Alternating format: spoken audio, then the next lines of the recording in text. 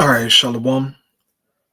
I want to start off as always, man, by giving all praises and glory unto Yahweh, Bahashim Yahushai, Bahashim Recha HaKodash, Dabban unto the apostles, the elders, and the bishops of Great Millstone.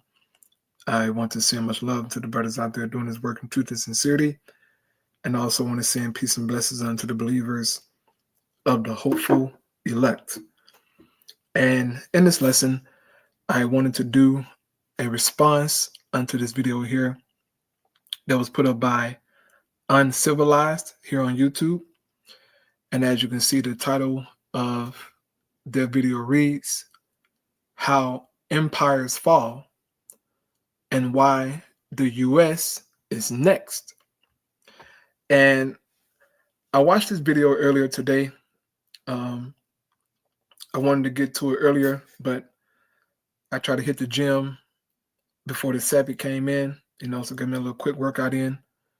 But, I finally made it back home, got settled in and everything, man. So I want to do a response onto this. All right. She makes some great points in this video. Okay. I mean, some great points in comparing America, Babylon the Great to ancient empires and how they fell. All right. And the main one she compares it to is, of course, Rome. And we know, according to the scriptures, that this is the revised Roman Empire. All right. America is Rome. Okay. The beast system is the Roman Empire 2.0 altogether. Right. But in particular, America. She is the revised 2.0 Roman Empire, man. Okay. And in this video, like I said, bro, she makes some damn good points. Right.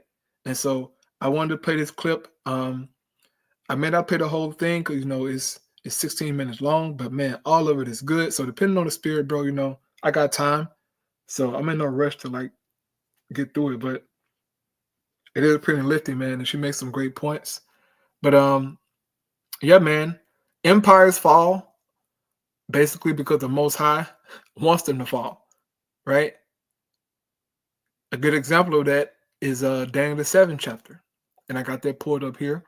Lord will not get into that. But they fall because of prophecy ultimately, okay?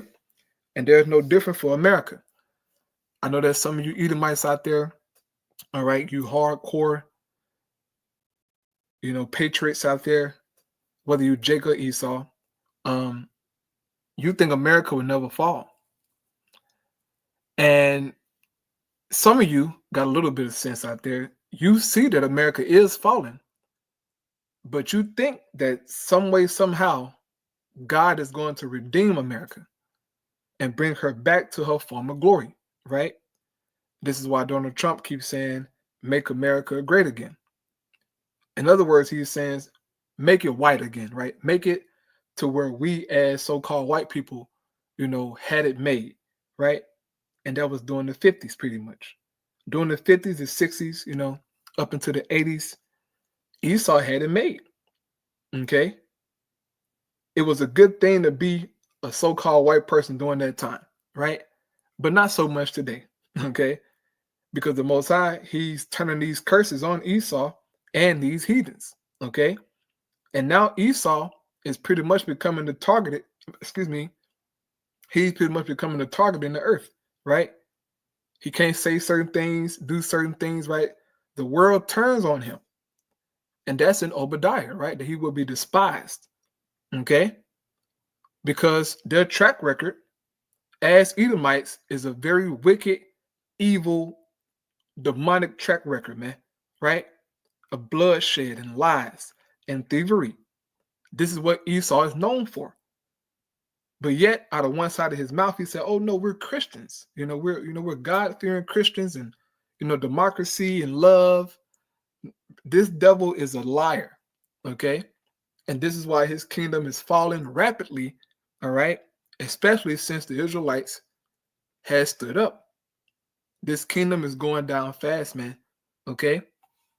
Now, enough of my rambling here, man. I'm going to get into this clip.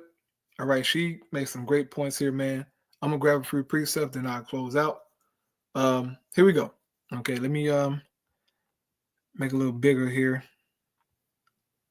Here we go. Every empire falls. That is certain, no matter how long they reigned and how far their rule stretched. From the Romans who ruled for over 1,000 years, to the Ottomans who spanned continents, and the USSR that changed the political landscape of the modern world. So is the empire we're living under today also crumbling? Yes.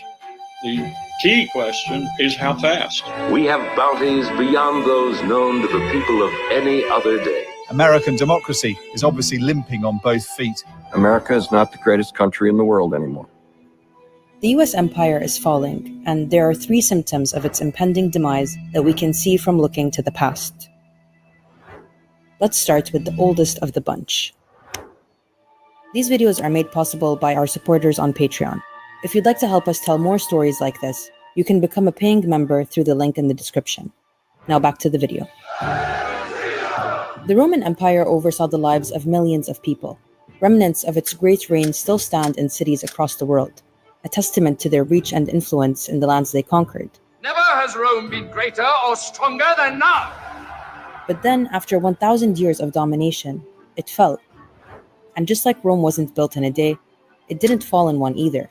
Instead, the fall of the Roman Empire was death by 1,000 cuts. But there's one factor in particular we're going to look at: internal decay. At the height of its grandeur and its glory, a civilization so powerful it could never be conquered from without. Yet it found the seeds of its destruction within itself. There was a huge disparity between the lives of the elite and the commoners. Rome's elite... Real quick, she highlighted internal decay, right? Is why Rome fell. And that's the truth, right? It was so much going on there, man. We're talking about rebellions and all kinds of crap going on, right? But really, the morality of Rome, okay? What they was into, all of that freakism, the idolatry, all the bloodshed, the lies, that really made Rome fall. All of that wickedness, okay? Just like every other kingdom, man. At the height of their success, wickedness like, adultery and homosexuality, lesbianism, that should be at an all-time high. Go look it up. Before every kingdom fell, that stuff was at an all-time high, man. No matter which empire it was. But especially in Rome, right? Ancient Greece, that stuff was, it was at an all-time high. And it's the same thing for Babylon the Great, right? Here in America. This stuff is everywhere, man. It has become normalized, right? It has gotten to a point to where if you don't accept the rainbow community, you're wicked and you're evil, right? And you don't have love in your heart. That's how twisted this world is. But these are the patterns of a kingdom that is fallen. When you see decadence and all kind of just, wickedness being pushed, know for sure that this kingdom getting ready to fall. It was the same thing when we was in power as Israelites. We failed because decadence and wickedness and just idolatry, bloodshed was at an all-time high. And the Most High like, hell to the no. You niggas finna get up out of here. He got rid of Jake. It's in the scriptures. Jake was being homosexuals. They were doing all kinds of evil, right? They was into incest and idols and sacrificing their babies. Bro, the Most High like, no. Y'all got to get up out of here. And he sent the Assyrians, then the Babylonians, right? Then the Medieval Persians and the Greeks and the Romans, right? To ultimately just, get Jacob out of there, man. He was tired of it, okay? But we're definitely seeing these things here in Babylon the Great, aka Rome 2.0. Now, since she's on here to Rome, let me just show you real quick, right? That this kingdom, okay, this is the revived Roman Empire, man. No doubt about it. Revelation 13, all right? And let me get here to the point. All right, real quick. Revelation 13, verse 3. And I saw one of his heads as it were wounded to death, and his deadly wound was healed, and all the world wondered after the beast. Now, who is this head talking about? Right? It says one of his heads. That was Rome. Okay. And that's when Rome fell, pretty much, right? And not that Rome fell, the pagan Roman Empire failed, right? Because you had the pagan Roman Empire, and then you had the Holy Roman Empire, right? But the pagan Roman Empire, that failed, okay? That failed. And pretty much Jake took over, right? Israelites took over. These are facts, okay? A famous guy that we all should know about is Septimius Severus, right? He was a Roman emperor. He was a Jake, a so-called black man. But even before he came into power as emperor, you had Jakes who were Caesars before him, right? These are facts. But pretty much that's when Jake came into power, man. And then for a period of time, right? 1,000 years, okay, to be particular, Esau, right, had that chain on him that's spoken about in Revelation chapter 20. So for a period of time, he was down, right, during the so-called Dark Ages, when Jake pretty much had the power, right? Jake had control of the church back then, of the so-called, Roman Catholic Church back then. Jake had control of that shit. But then, during the late 1300s, early 1400s, what you had, the Renaissance period, when Esau started to come back into power, right? But ultimately, this deadly wound was healed, right?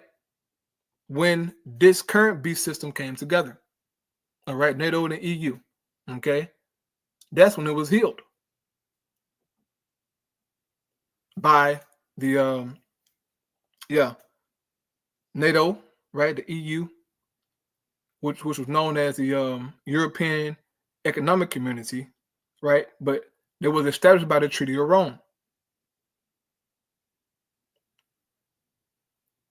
So this wound was healed, and then it says, and they worshiped the dragon, which gave power unto the beast. Okay, the dragon is the Roman Empire. Okay, so the head was Rome, but the dragon is the Roman Empire. Okay, which gave power unto the beast. The beast is talking about NATO and the EU. Okay, Bob was just saying beast, using it as symbolisms, but it's talking about NATO, right? In the EU. It says, and they worship the beast, saying, who is like unto the beast, who is able to make war with him. And for a long time, all right, shit, even now, NATO and the EU, all right, along with America, man, that's a powerful, powerful military. And you will be considered a damn fool to go against them, because they would take you out, man. Okay? Esau's blessing us is swore he has the power right now. So to go against them, you'll be like pretty much committing suicide, pretty much. Okay? But we understand that, according to prophecy, the Lord going to make these devils fight each other, right? Now jumping down here to verse, let me see, 11 here, right? It says, and I beheld another beast came up out of the earth. This is talking about America, okay? It says, and he had two horns like a lamb. And he spake as a dragon, right? His two horns like a lamb is talking about his two party systems, right? Which you see, being pushed heavy here in America. It says, and he spake as a dragon, right? His draconian laws. He presents himself as a lamb, right? As he's humble. But really, this devil is about bloodshed. Okay? It says, verse 12, and he exercised all the power of the first beast before him, right? And caused the earth and them that dwell therein to worship the first beast whose deadly wound was healed. What's it talking about? Rome. So they're doing everything Rome did. Okay? America is doing that. Now, there's a breakdown, to the heads and the beasts and all that. Okay, the apostles got breakdowns out there. So for the brothers out there who know the breakdown, they know exactly what I'm talking about. If you don't know the breakdowns, I'm talking Chinese to you pretty much, right? If you don't know the breakdown, you're like, man, what, bro? Like, what is he talking about, right? But for the brothers who know the breakdowns, you know exactly what I'm talking about, right? So it says he exercised all the power of the first beast before him, and caused the earth and them which dwell therein to worship the first beast whose deadly wound was healed. That's Rome, okay? And Esau has the world following the ways of the ancient Roman Empire, man. Just recently, everybody celebrated Christmas. There was something that was celebrated back in ancient Rome, but it just wasn't called Christmas then, okay? It was called Saturnalia, right? But it's pretty much the same thing, okay? These nations, they fashion themselves out of America. America fashioned herself out of Rome, okay? So they're all following that way, all right? So going here back to the clip, all right, this is a quick little breakdown of that. Here we go. These elites lived in grand estates, hosting lavish, decadent banquets where they'd feast on peacock tongue and wine from naked waiters. Every one of these senatorial families has holdings all over the Roman Empire. They're the equivalent of small multinational corporations. They are wealthy in a way that is impossible for us to understand. The poor lived a very different reality. They worked menial jobs and lived mostly on bread and porridge, living in overcrowded, badly built buildings, prone to collapse and spreading disease. The game. Bro, do it not sound like today? That's today, bro. People live like this today, barely making it, living in overcrowded buildings, okay, apartment complexes, ran down, all right, toe up, Bro, this is the same thing. This is Rome all over again, bro, okay? It's crazy to see, but it's like, whoa. It's the same thing. They had apartments back then, man. Oh, boy. Here we go. Games are all about Roman emperors giving the people what they need, and it's always described as bread and circuses. They had to feed the people of Rome, but once they were fed, they had to be entertained. Let the games begin! Did you hear that? Once the people was fed, right, it was full, so-called, they gave them entertainment. Today, people have cookouts. You go have a cookout, eat your food, and you watch sports, right? To keep you entertained, to keep you distracted, pretty much. That was entertainment. All it is. It's a bunch of distractions, man. To get you not to focus on the real issues and the matters at hand. All right. And the vast majority of the people, they don't care about the real issues. Give them food, give them entertainment, right? The bread and circus, and they're going to be okay. This is how these politicians and all these people can just do what they want to do, and the people don't catch on to it. Some people do, right? And they try to make, try to expose it, right? By making a video or something, but people don't really care, bro. The average American doesn't have a mind, okay? The average American is a fool. All they care about is entertainment and social media, right? Celebrities. It's madness. It's all madness, bro. You can't have a conversation with these people. It all leads to nothing, all right? and wickedness. So here we go. There were famines, peasant uprisings, and slavery, and the Roman tax system disproportionately impacted the lower classes, while the wealthy often avoided taxes through exemption or corruption. This is now a new era of Roman history. Rome is no longer what it was. Rome is in decline. The middle class was shrinking, and the economy became increasingly polarized between the very rich and the very poor, all fueling resentment and instability. So what does this tell us about the US? Home they've always dreamed of, the happiest investment they have ever made. The middle class was once a symbol of the American dream. It meant owning your own home with a white picket fence, a car, kids going to school, a perceived ease and quality of life that couldn't be found anywhere else in the world. Right. And that American dream, as I said earlier, that was during the 50s, okay? This is during the 50s, right? When Esau had it made, you know? The happy days, so-called, right? I'm sure you brothers and sisters out there probably remember that TV show called Happy Days. It was like a TV show based off the 50s, I believe, you know? Monday, Tuesday, happy. I like that song. You know, but it's based off the 50s, man. You know, hey, Esau had it made, bro. They had it made, okay? Life was on easy mode, all right? The children were the so-called, you know, perfect people. They had straight A's. You know, they weren't messing with Jake like that, right?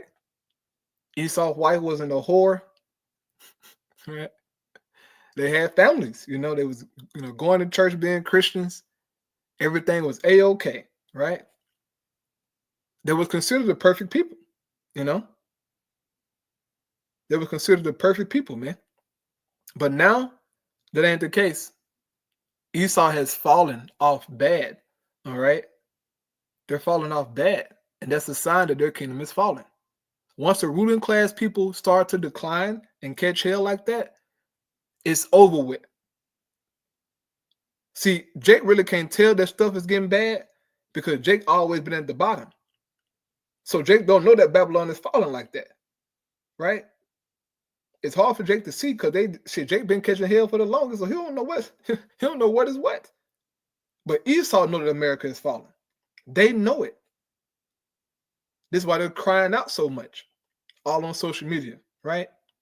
They're crying left and right because they see that their kingdom is falling, and they're trying to do something so-called to stop it, right? Trying to heal it.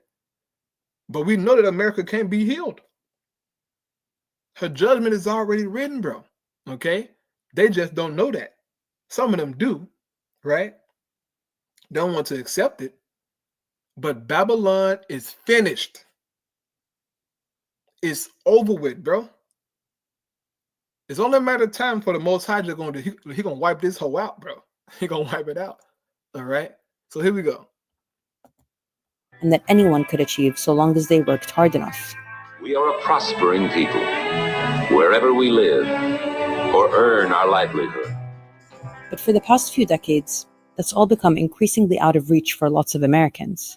Some people skipping meals because they simply can't afford it. The number of people experiencing homelessness in a single night went up 12%. Every year, hundreds of thousands of people are literally asking for donations to afford medical treatment. Our roads and bridges are crumbling, our airports are out of date, and the vast majority of our seaports are in danger of becoming obsolete. But Americans from the grocery store to the gas station are seeing their budgets tighten every single month. And the changes suggested would mean higher taxes for the average American family, widening America's already massive income gap. 90% of the wealth is right here in the top. And then the lower middle class, they've got 0.3% of a piece. Yeah, they have some crumbs there. And the poorest, they have no pie. In fact, they have less than no pie. They actually have a bill for pie. They're in pie debt. They're struggling to meet rent or mortgage payments, repay college loans, to repay loans for a car. While the wealthy have become steadily wealthier, wages have been stagnant and costs of living have surged. And it's not like these changes are mutually exclusive. It's off the backs of workers, off the exploitation of the American masses, that the wealthy continue to engorge themselves. Elon Musk has officially become the richest person in the world. His net worth has crossed the $400 billion mark. companies buying out the housing market, insurance companies making healthcare unaffordable, politicians taking money from lobbies to protect corporate interests and fill their own pockets, and the working class is well aware. Hoarding wealth is so harmful, so unethical, so rage-inducing. Billionaires should not exist. So you talk about teacher's salary, $2,000 in rent, $400 car payment, you got insurance, you got groceries, electricity. Like, I don't understand how people are affording life right now. For 5 stitches, $3,800. What? Like, it's so freaking hard to live here. North America is one big scam. And then there's the internal social and political. See that? There are tons of videos of people complaining, man. They feel it, okay? These are people who are in the middle class, right? Mainly that's Esau, you know? Those who make, 6 figures a year, right? They're starting to feel it, man. But like I said, most Jakes are at the bottom. They don't know what the hell going on. They've always been at the bottom. So they don't know if Babylon is falling or, if it's getting up. Jake don't freaking know. But the Jakes who are doing good, so-called, in this society, they notice like, okay, life is kind of hard. Like something ain't right. Gross is going up. This is high. That's high. I can't buy this. I can't buy that. As I showed, a couple weeks ago, or maybe a couple months ago, of people living inside their cars, right? Mostly women, okay, who live in their cars, who go and take a bath at a restaurant bathroom, okay? I mean, it's rough. It's rough, man. But this is America. You complaining now, you ain't seen nothing yet. It's gonna get worse. As time go by, it's gonna get worse. It's not gonna get better. Okay? And Esau, he's making it that way so that when he bring in the MOTB system, it's gonna be sweet to you, right? It's gonna sound sweet, right? It's gonna sound so sweet to you. To where the people just gonna accept it. Like, I don't care what you do. Give me this so that I can go and get me a house or give me a car or whatever. Okay? I don't care. Just put it in my body. I don't care. It's all by design. Really, it's the Most High doing it. Okay? But Babylon is falling, man. Right? Here we go. Political decay. People have become disenchanted with the illusion of American democracy, of its promises of equality, of equal opportunity for all, as long as you pick yourself up by your bootstraps. You can see a sea of people all united under one cause. They are protesting for racial equality. The murder of a healthcare executive has led to online popularity for the shooter. Mangione has emerged in some circles as a sympathetic figure fighting the system. All this leads to political instability, economic trouble, and social unrest, which weakens the empire at its core. But an empire is bigger than its center. It's a network of vassal states serving the core's interests, and keeping all those entities in check is done through both soft power and hard power. That brings us to symptom number 2. To understand soft power and how it plays into imperial decline, let's look at the Ottomans. It was a huge empire, dominated by a Turkish dynasty that had its origins in Asia Minor. The Ottoman Empire was one of the most powerful and enduring empires in history, spanning 3 continents at its height. It was a hub of cultural and scientific innovation, producing advancements in medicine, astronomy, architecture, and engineering that changed the world. They ruled a considerable mix of peoples and faiths. There was no great history of ethnic tension, even though there was a history of massively complicated ethnic and confessional coexistence. It lasted almost 600 years, until it didn't. One factor that contributed to its demise was its waning influence over the peoples and territories it had under its control, also known as the loss of soft power. Soft power is about being more persuasive than coercive, about getting people to comply without using force. In the case of the Ottomans, it was a delicate balance of diplomacy and cultural influence. But over time, the empire's ability to foster loyalty among diverse groups was eroding, aided by rising nationalism within these communities. The Greeks were the first to rebel against the Ottoman shackles. The minute you start getting a political world, this system is going to break down. And that is what happens in the 19th century, and that is the great conundrum for the empire. People stopped buying into the vision of the empire and began to break off and pursue their own interests. Now, the US has been really good at soft power. It began after World War II, when the US positioned itself as a global leader promoting democracy, economic growth, and cultural influence. Joe's the king because he can buy more with his wages than any other worker on the globe. It is the most important idea that the United States has contributed to the world. Citizens of every rank can expect to have a better, richer, happier life.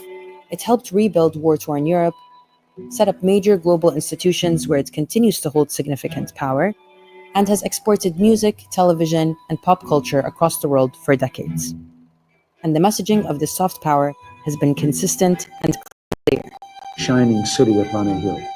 After 200 years, she's still a beacon, still a magnet for all who must have freedom. But for soft power to work, for people to buy into the fantasy and want to participate, they need to see credibility and moral consistency.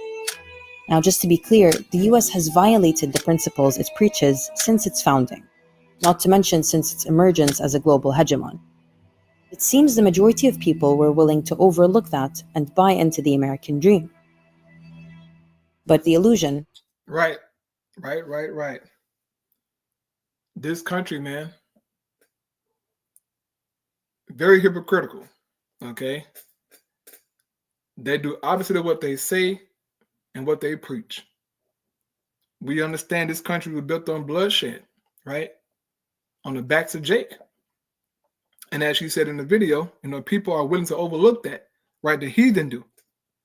They overlook everything that Jake been through and say, you know what, to hell with you niggas, Babylon, right? They want a piece of the pie, man. They want to come over here and make money off you too, Jake. This is why they're in your neighborhoods, right? The beauty supply stores, right, Eve? You go in there, you see a gook in there, right? Sometimes you may see Ishmael them in there, but mainly it's gooks in there, selling you hair, which is amazing to me. How the hell can you sell me something that grow on my head? I don't understand it. But I do understand it. I'm just being, I understand. But man, come on, man. Right, but yeah, bro, I mean, this is a very terrible place, all right? But people don't care about that. As long as they, can come here and, so-called get on their feet and get a job and get this and get that, they don't give a damn. But that attitude is going to be why Babylon going to be destroyed. Is falling apart.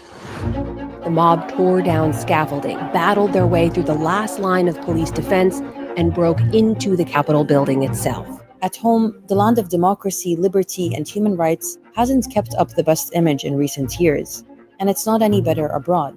The US has spearheaded and overseen devastating wars, crippling debt, human rights violations, and environmental damage across the world, which has made it hard to take preaching of democracy and freedom seriously. America no longer charts a course and therefore has lost all rights to set it, and even more so to impose it on others.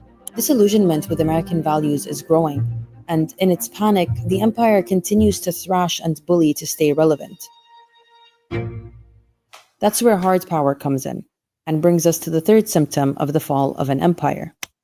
This one is best illustrated by the Soviet Union. Now, the USSR ideologically rejected the idea of imperialism, but the reality is that it looked and acted like an empire.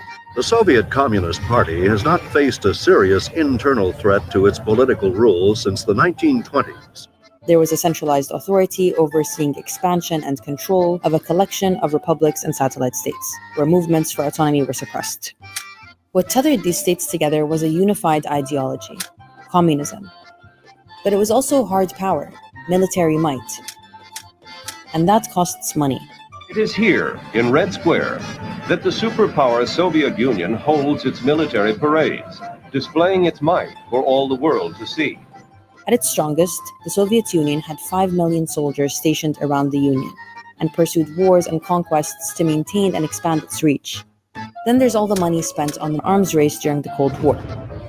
Money spent on propping up parties in proxy wars across the world, and money spent on wars like Afghanistan, a protracted 10-year-long conflict that cost them $50 billion. The superpower from the north occupies Afghanistan with more than 100,000 troops, a modern mechanized army. Eventually, the cost of keeping the empire in check became unmanageable, and the economy took a hit. By the late 80s, people within the Union were struggling with soaring poverty and a low quality of life, with no strategic wins to show for all that money spent. Military and ideological overextension drained not only the economy, but public morale as well, until people got fed up. In Moscow, the hammer and sickle is lowered for the last time. Sounds familiar.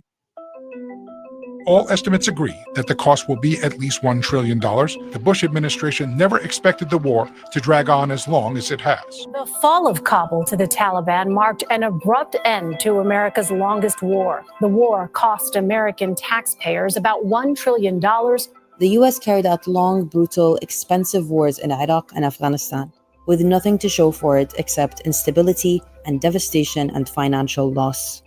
Then there's the constant ideological wars. The war on communism, the war on drugs, the war on terror, the war on China and Russia. There's a constant boogeyman in the ether to justify US military spending. The US maintains the most bases in the world at over 700 and spends hundreds of billions of dollars on the military every year, more than the next 10 countries combined. It's funding Ukraine in its war against Russia. It might support Taiwan in a war against China. Billions of dollars spent, and we can't remember the last war the US has actually won.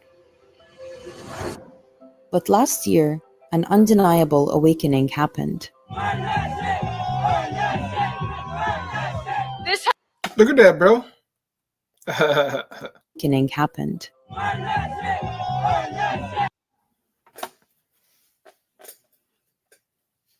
That's beautiful to see that, right? These are Edomites doing this. Liberal Edomites, man. Burning the American flag, bro. I know Thomas Jefferson rolling over in his grave right now.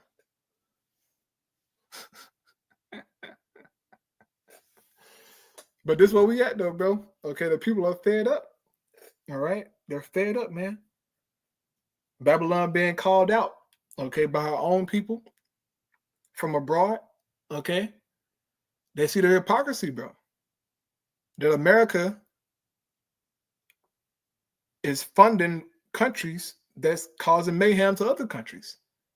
But yet they preach peace and all this love and crap, but they're openly funding the small hats who are just bumming the hell out of everybody, okay? In the Middle East, bro. I mean, they're just bumming everybody in the name of their, gods and their religions, right? It's crazy. This has been a senseless and a deliberate slaughter, a genocide, and it is happening on our dime. For over a year, Americans and the rest of the world have watched US politicians from both sides of the aisle cheer on and fund the genocide of Palestinians in Gaza to the tune of billions of dollars. It has shattered the idea that the US is a beacon of justice and human rights, and irreversibly cemented the hypocrisy of American moral exceptionalism. The empire has never been so exposed. And it's shown Americans, who back in the imperial core, continue to struggle to live decent, dignified lives, where all their tax money is going, and where it's definitely not. The US has been an empire since its very conception. From colonizing Native American land, to conquering territories overseas, to dominating world politics through global institutions, military might, corporate interests, and foreign meddling. Of all the empires that have risen and fallen, none have come close to having the reach and power of the US. So the idea of it losing its hold over the world seems inconceivable. But while all these symptoms are unfolding and the US empire erodes from within and without, it's not doing so in a vacuum. It does so in the middle of a global shift in geopolitics, in a world that's becoming increasingly multipolar, with countries choosing new allies, new frameworks for collaboration, even new currencies. The aim of the alliance is to challenge the economic and political monopoly of the West. All of which is not good for the US. See, the way the global system is designed is, in many ways, for the benefit of America. From reliance on the dollar, US aid, and US debt, to fear of US sanctions, vetoes, and foreign intervention, we live in a world full of systems and institutions designed to prop up the US and keep the rest of the world in check. But these systems aren't going to live forever because they're inherently unsustainable. They rely on the exploitation of peoples across the world and within the imperial core, and bank on them buying into the bit that all this is necessary, is better for them, and protects them. And as life becomes more unaffordable, countries more destabilized, governments more autocratic, and our environment more unlivable, people eventually wake up. And that's usually the beginning of the end.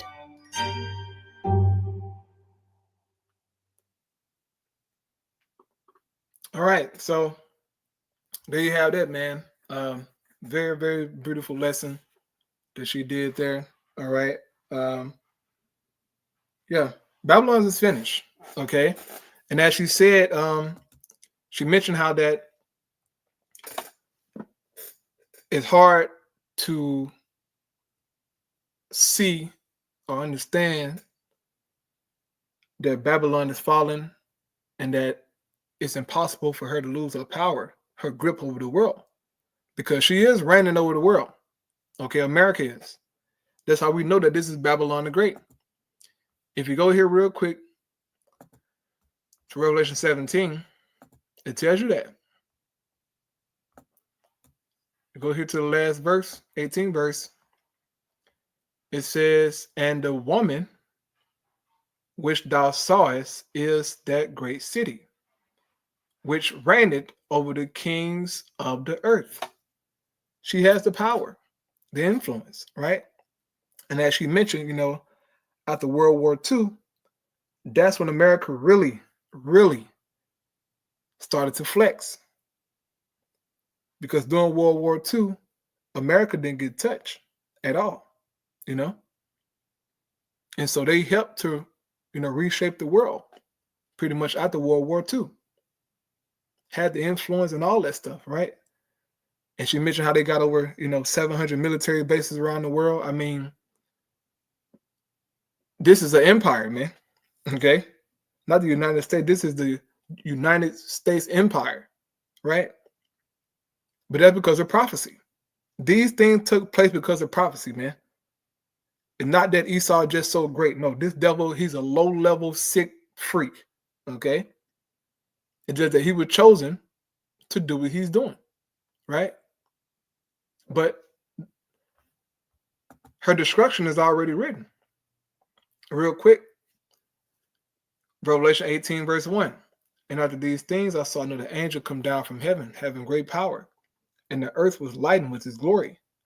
And he cried mightily with a strong voice, saying, Babylon the great is fallen, and is become the habitation of devils, and the hold of every foul spirit, and a cage of every unclean and hateful bird. So, just from reading these two verses here, we see that eventually America is going to be destroyed. It's already written. This is how we know that Donald Trump ain't going to save America. Or no president for that. Elon Musk, nobody.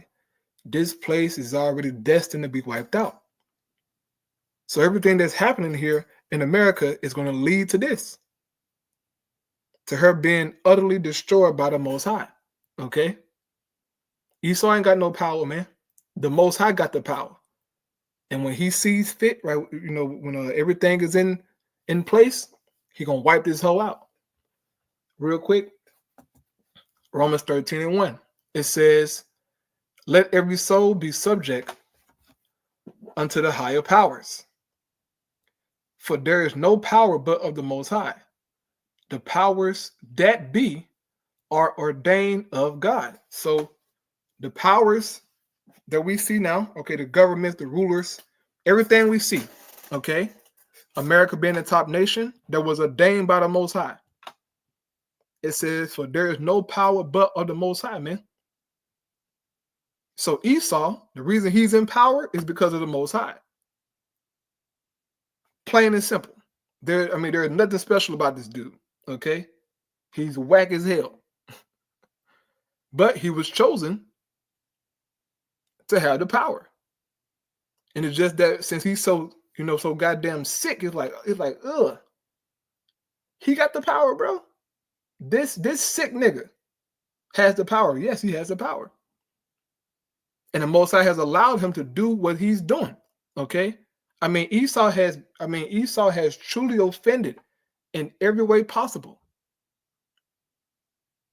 There's nothing that he hasn't offended in. And he's been doing this for centuries. Okay, not this decade, no, for centuries. Esau been blaspheming the Most High for centuries. Jake been in slavery damn near, 500 years. We're talking 500 years of slavery, bro. Of being, put down, beat down. And he still got the power, bro. He still has the power. After everything he's done, he still got the power, bro. The Most High using this man.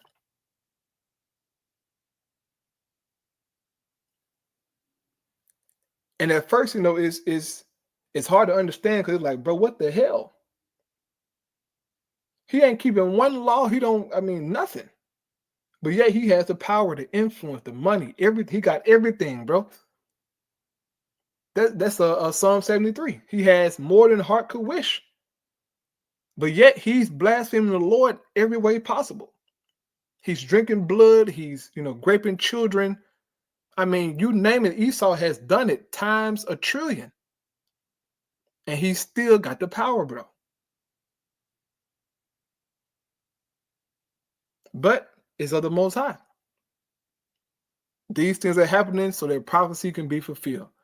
Once Esau, all right, measure up to what he got to measure up to and fulfill his lot, the Most High going to take him out.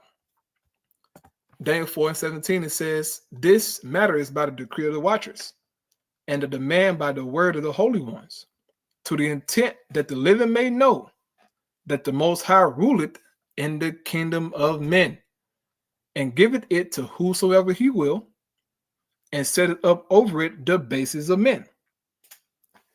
Most High in control, man. He gave Esau the power, bro. Shit, we don't like it, but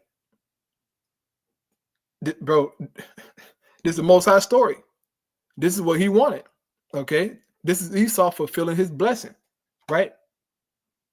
Going all the way back to where the Lord said in Genesis. Well, Isaac, said it, to Esau, that he will live by the sword and he'll, live in the best of the lands and all that. And he's doing it. Okay, but the Most High chose him to do that.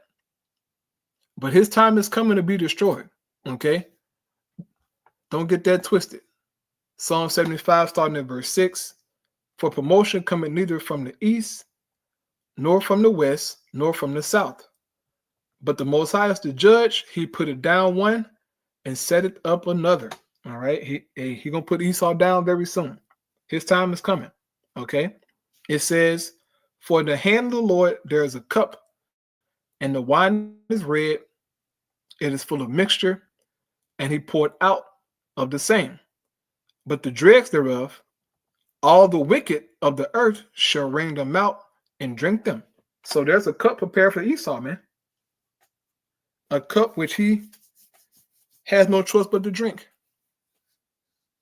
He can't refuse it. It's a cup prepared for this guy, okay? And when his time comes, the Most High gonna wipe him out. Once Esau get judged, bro, it's gonna echo throughout eternity of what the Lord did to this man, because this man has a very lengthy history of bloodshed and lies and just all kind of evil stuff, bro. Esau is a sick person. People think Jeffrey Dahmer was crazy, which he was crazy.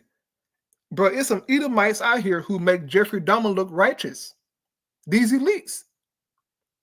These elites are worse than, bro, they're way worse than Jeffrey Dahmer would ever be. Okay?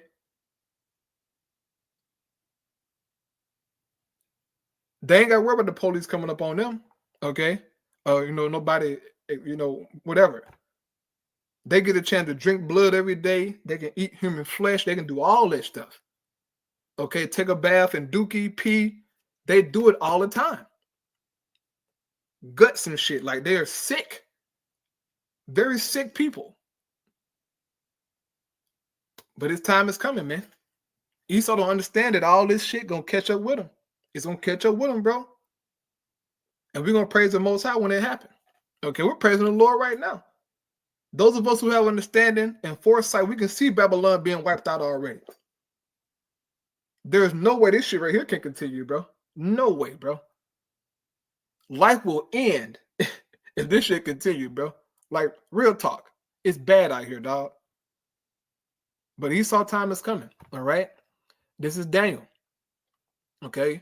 I'm going to get to the point here. But, yeah, so as I was saying earlier, these are visions that Daniel received, man, of 4 great kingdoms, right? Coming into power, okay? And amongst these 4 great kingdoms sprung up who? Babylon the Great. And I'm going to start here in Daniel 7, verse 8, right? It says, well, you know what? I'll read 7. Then, I'll read on down. It says, and after this, I saw in the night visions, and behold, a 4th beast, dreadful and terrible, and strong exceedingly. And it had great iron teeth, right? This is the Roman Empire, okay? It says, it devoured and brake in pieces and stamped the residue with the feet of it, and it was diverse from all the beasts there were before it, and it had 10 horns. Now, what made Rome diverse from all the kingdom before it? Rome did not have a monarch, okay? They had a republic, meaning they didn't have a monarch, right? A king, okay? Real quick to prove this, okay? If you go here to Maccabees, right? I don't want to make this too long, but if you go here to Maccabees, it tells you.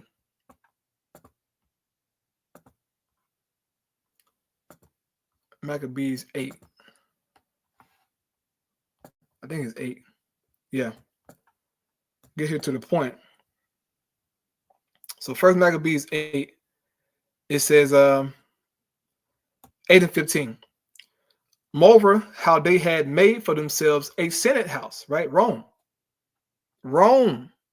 was the first to have a senate house, right? Today we have a senate house here in Babylon the Great.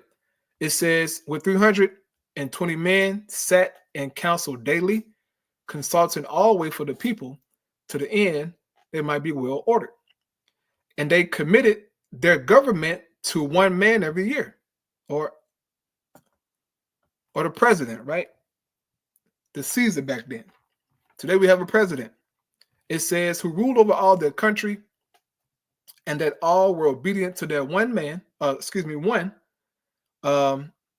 that there was neither envy nor emulation among them. Okay, so Rome had a senate house, and they had a so-called president, right? That what made them different from everybody else. Greece had a king. The Medes and Persians had kings, right? Babylon had a king. Assyria had king. Israel had a king, right? Egypt had kings. They all had kings. But when Rome came, Rome did not have a monarch, okay? They had a republic. To where they chose somebody to be their so-called president, the Senate House and all this stuff is the same crap today, okay? When Babylon or America got established, is a quote by, I think it's George Washington. Okay. He said that he wanted to pretty much model America after ancient Rome. And that's what they did. All right. It's a quote out there somewhere. I forget what it's at. But I think George Washington said that. And they set up America after Rome. Because those Edomites, right, they came from Britain, who had a monarchy, right?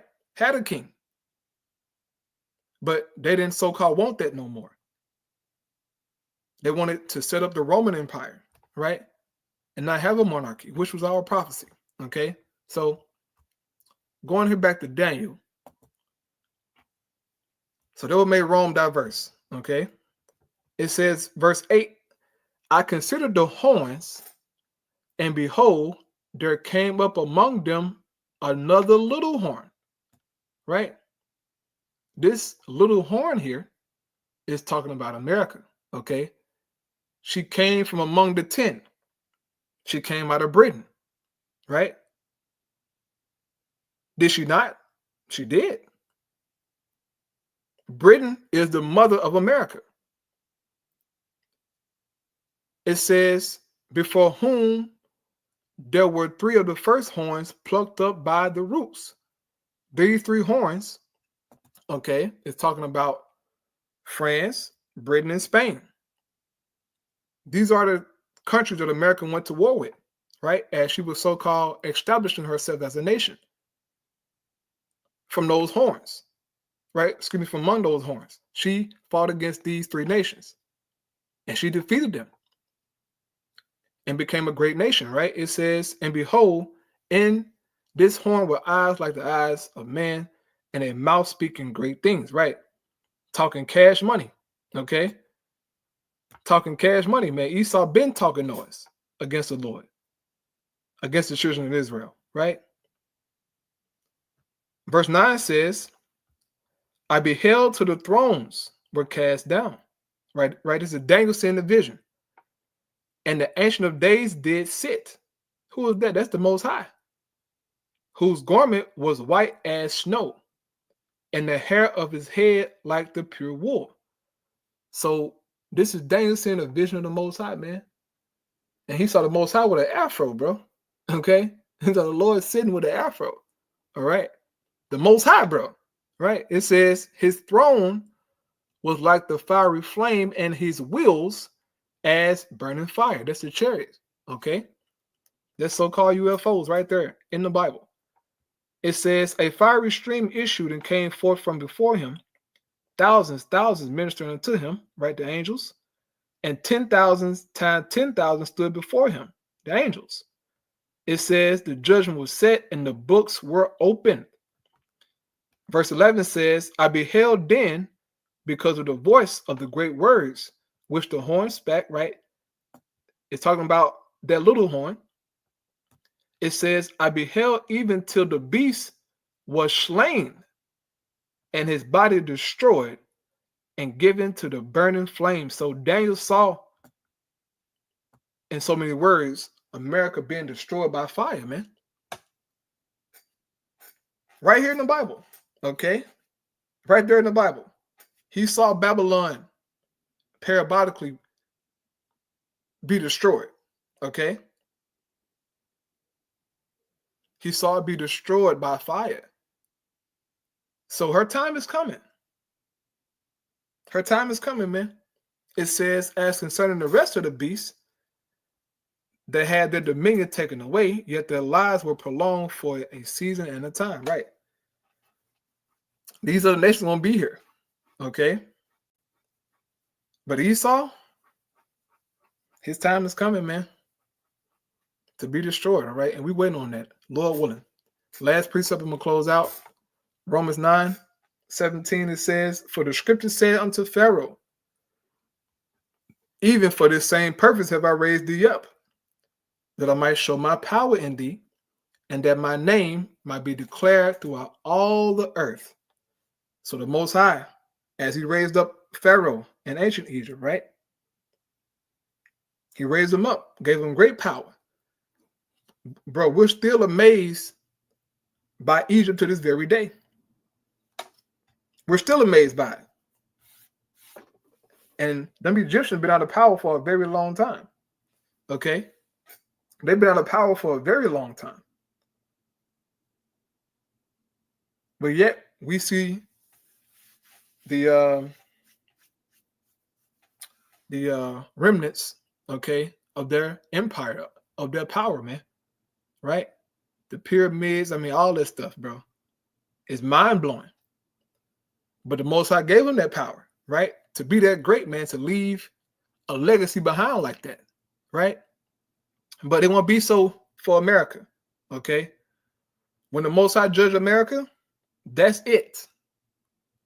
Ain't no coming to America, you know, to see the remnants of the what is it? What's it called, man?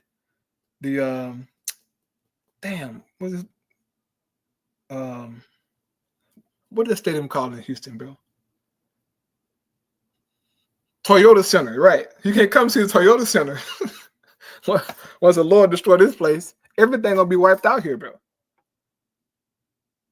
There will be no Toyota Center, okay, Madison Square Garden, nothing. It's all gonna be gone. All of it gonna be wiped out, bro. Okay?